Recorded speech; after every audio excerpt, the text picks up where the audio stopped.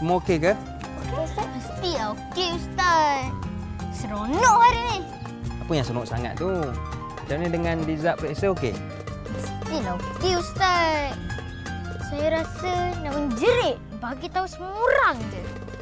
Hei, Ustaz, daripada tadi lagi dia seronok betul. Sebab dia menang nombor 1 di ujian sekolahnya. Jangan seronok sangat Irfan. Kita ni kalau dapat kemenangan ni, berita kemenangan, kena ucap Alhamdulillah sebagai tanda syukur. Okey? Ustaz, ada tak doa untuk kita perolehkan kemenangan? Ada. Dekat dunia ni, dia ada 2 berita. Yang pertama, berita kesenangan, berita gembira. Yang kedua, berita kesusahan, berita kesedihan.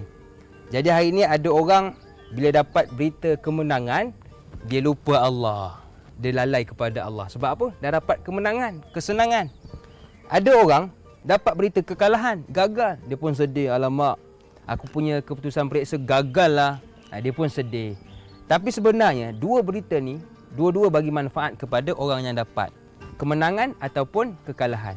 Sebab Allah sebut dalam Quran, wa asa an takrahu syai'an wa huwa khairul lakum wa asa an tuhibbu syai'an wa huwa syarrul lakum wallahu ya'lamu wa antum la ta'lamun. Allah kata, kadang-kadang ada orang dia minta sesuatu tapi tak dapat-dapat. Kan? Ada orang tak minta pun tapi dapat pula. Sebab Allah kata, aku lebih tahu dan kamu tak tahu. Macam kita hari ni kan, kita minta nak basikal tapi tak dapat-dapat. Sebab Allah kata, kalau aku bagi basikal, nanti kamu jatuh. Kamu tak pandai bawa basikal. Nanti jatuh, patah tangan, masuk hospital. Setahun duduk hospital, tak boleh bawa basikal. Tapi ada orang, dia tak minta pun. Gagal periksa, tapi dapat basikal. Sebab Allah kata, kamu dah pandai bawa basikal, bawa lah. Sebab itu hari ini, kalau dapat apa-apa berita, dua-dua manfaat bagi kita. Sebab itu Nabi sebut dekat dunia ni ada 4 golongan. Yang pertama, dia senang, dia menang, dia kaya dan dia bersyukur. Ini bagus. Yang kedua, dia gagal tapi tetap bersyukur juga. Bagus juga. Yang ketiga, dia berjaya tapi tak bersyukur. Ini kurang bagus. Yang keempat, ini paling tak bagus. Dahlah tak berjaya, gagal, miskin pula. Tapi tak bersyukur kepada Allah Subhanahu Wa Taala. Sebab tu kita hari ni jadi golongan yang pertama. Berjaya pun berjaya, kaya pun kaya, tapi bersyukur kepada Allah Subhanahu Wa Taala. Sebab itu hari ni bila kamu semua dapat berita gembira, dapat kemenangan, keputusan periksa cemerlang, tak salah nak seronok, seronoklah. Tetapi jangan lupa siapa yang bagi cemerlang, iaitu Allah. Jadi bila Allah bagi cemerlang, kena ucap terima kasih. Macam mak ayah bagi duit, cakap apa? Terima kasih. Kepada Allah, cara nak balas, baca doa. Sebut Alhamdulillah. Sebab itu kalau tengok mak ayah kita baca doa atau imam baca doa, dia akan mulakan dengan Alhamdulillah. Perasan tak? Jadi hari ini Ustaz nak ajar kamu doa. Bila dapat berita gembira lepas ni, baca doa ni. Boleh? Okey, Ustaz baca, kamu ikut. Boleh? Okey. Bismillahirrahmanirrahim. Bismillahirrahmanirrahim. Alhamdulillahi Rabbil Alamin. Alhamdulillahirabbil alamin. Hamdan yuwafi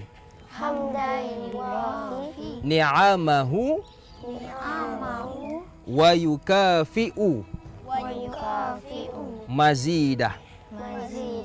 Maksudnya, segala puji bagi Allah, Tuhan sekalian alam, segala pujian yang menyamai nikmatnya dan menandingi keutamaannya. Amin ya rabbal alamin. Jadi lepas ni dapat berita seronok, dapat kemenangan, cakap apa? Alhamdulillah. Senang ke? Senang. Senang. Boleh? Okey dah. Jom. Hari ni kita nak mengaji surah apa pula?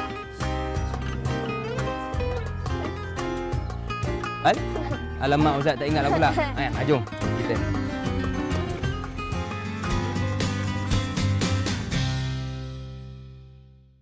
Assalamualaikum warahmatullahi wabarakatuh. Waalaikumsalam, Ustaz. Baik, hari ini Ustaz nak ajar kamu surah An-Nas.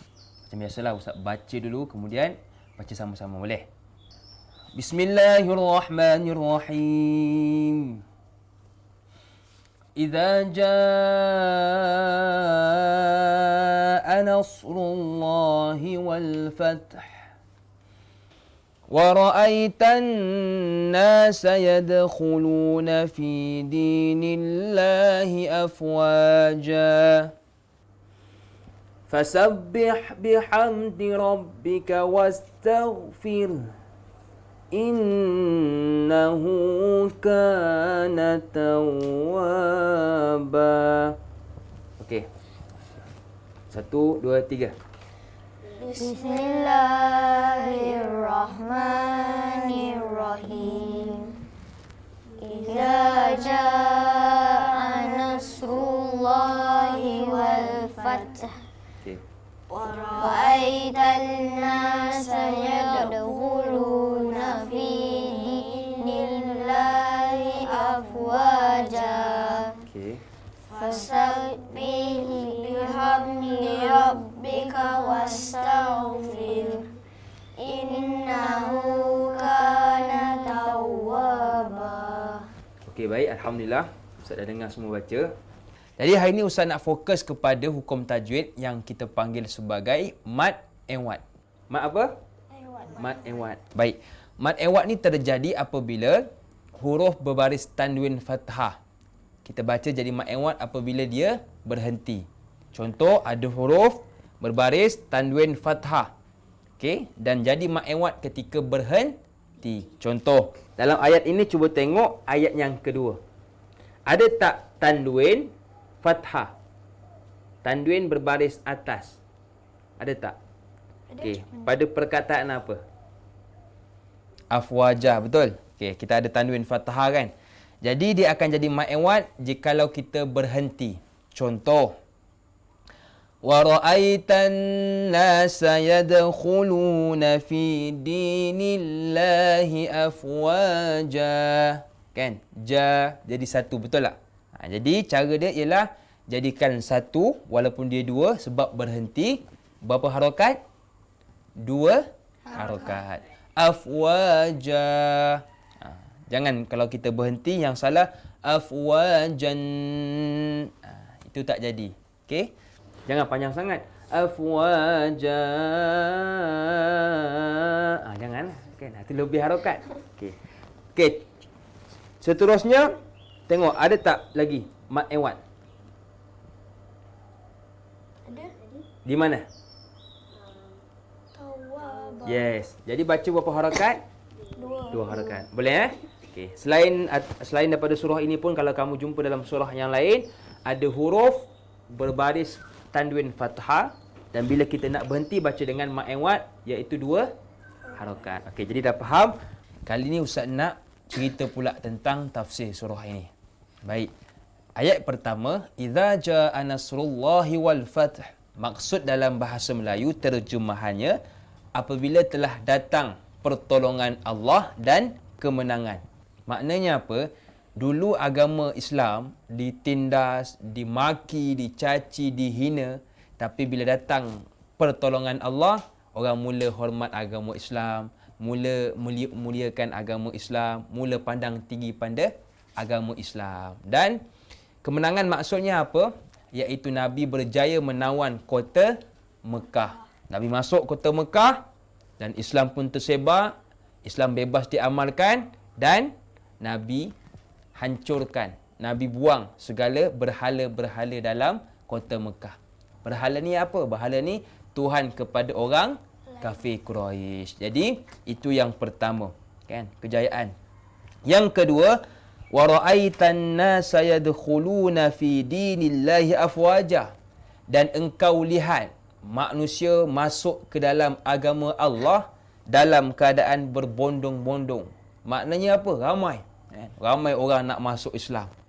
Datang dari jauh semata-mata nak peluk agama Islam. Nak mengucapkan tiada Tuhan melainkan Allah. Nabi Muhammad pesuruh Allah.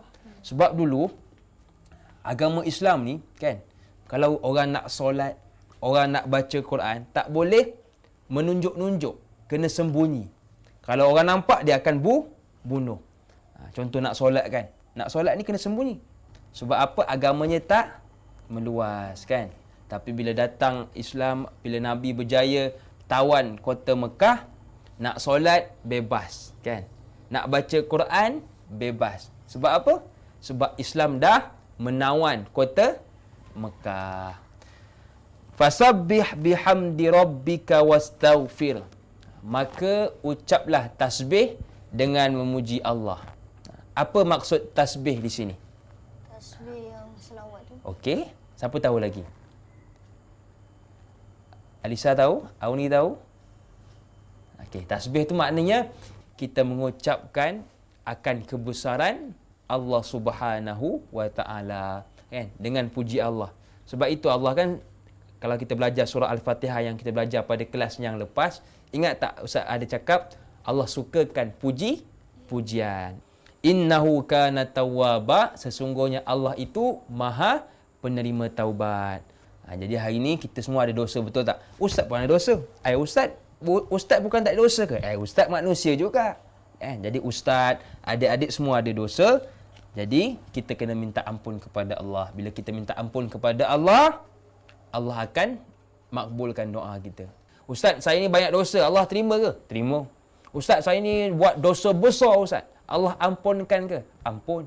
Sebab innahu kana tawwaba, Allah ini Maha penerima taubat, ataupun Allah ini Maha pengampun. Boleh? Okey, jadi setakat ni ada soalan tak nak tanya? Tak ada Kalau tak ada, setakat itu sajalah pengajian kita untuk hari ini.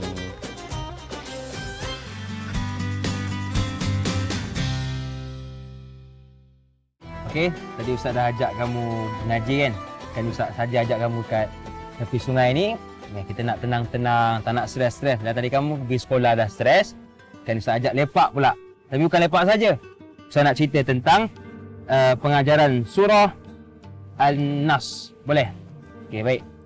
Surah An-Nas ini, dia ada banyaklah pengajaran. Kan? Antara pengajaran yang Ustaz nak ringkaskan, sebab lepas ni kita nak pergi mandi. Ada boleh ikut? Kan? Jadi Ustaz ringkaskan. Baik, surah An-Nas ini banyak pengajaran. Yang pertama tentang jangan bongkak. Kan? Nabi Said Kutub kata, Nabi ni walaupun dia ni berjaya, dia ni orang yang mulia, tapi adab dia power. Kan? Adab Nabi dalam hidup dia, adab dia ketika dapat tawan kota Mekah, power. Sebab apa? Nabi ni ketika mana dapat menawan kota Mekah, Nabi masuk ke dalam kota Mekah, naik unta dia dalam keadaan bongkok. Sebab apa? Sebab dia bersyukur dapat menawan kota Mekah. Sebab dia tahu yang bagi menang Allah ke dia? Nabi ke Allah? Allah kan? Jadi Nabi bersyukur. Cara macam mana? Nabi bongkokkan. Masuk kota Mekah dengan bongkokkan badannya sebagai tanda syukur kepada Allah Subhanahu wa taala. Sebab itu kita hari ni, tanda kita nak hormat orang, kita akan buat macam mana? Tanda hormat.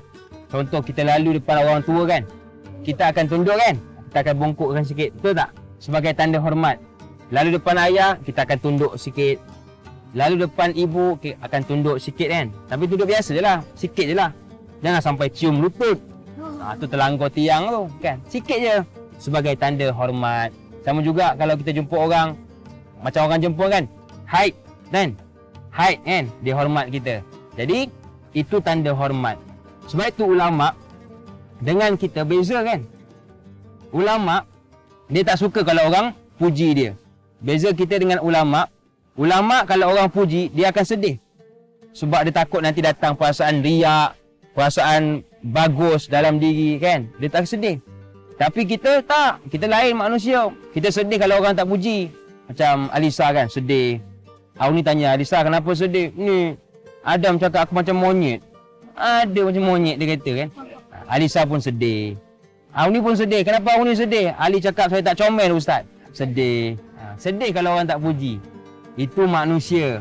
Tapi kalau ulama', dia risau orang puji dia sebab akan datang sifat riak, besar diri. Tengok. Okey, jadi yang pertama, kalau kita menang jangan bongkak kan. Itu yang pertama.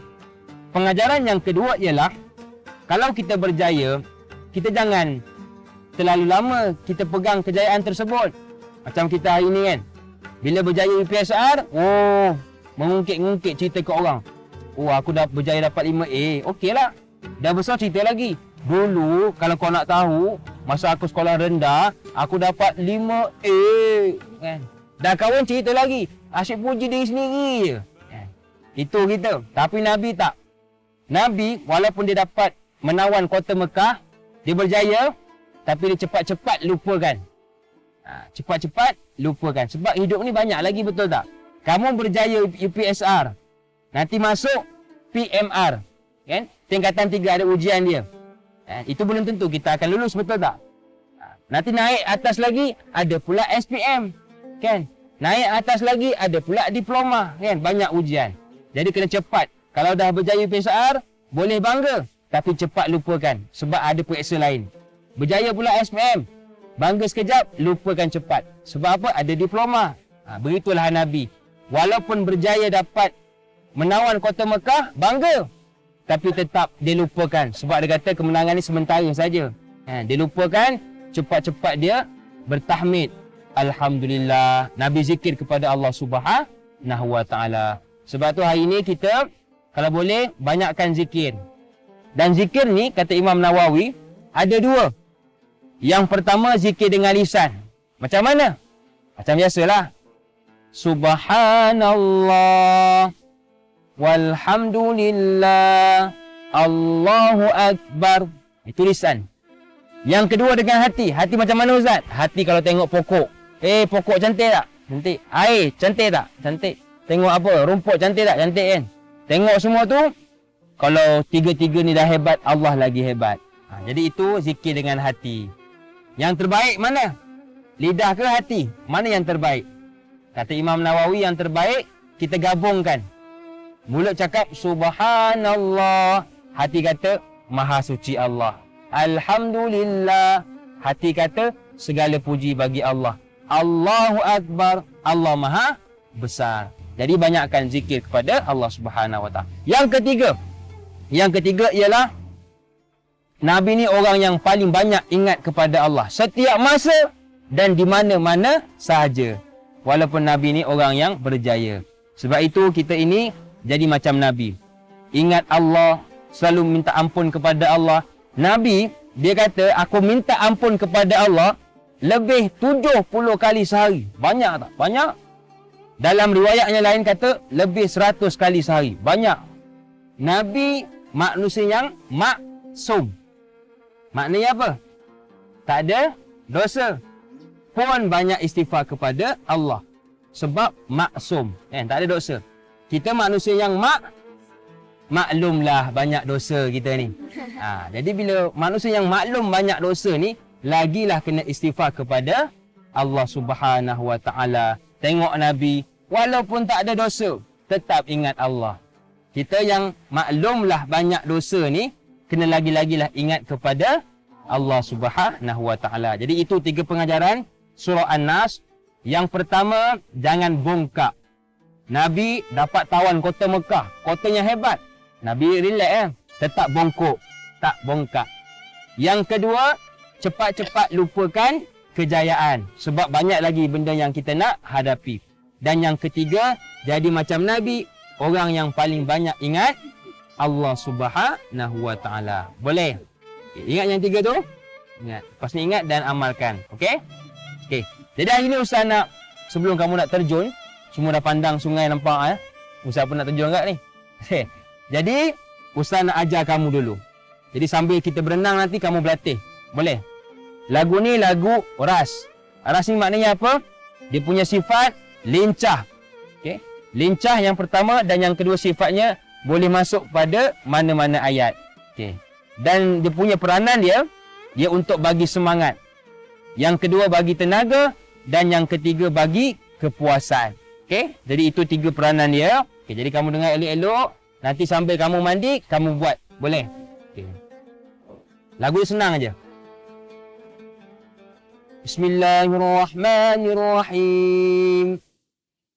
Idza jaa nasrullahi wal fath ورأيت الناس يدخلون في دين الله أفواجا فسبح بحمد ربك واستغفر إنه كان توابا. Senang kan? Senang? Nanti kita boleh buat. Okey? Dah. Siapa nak ikut Ustaz mandi?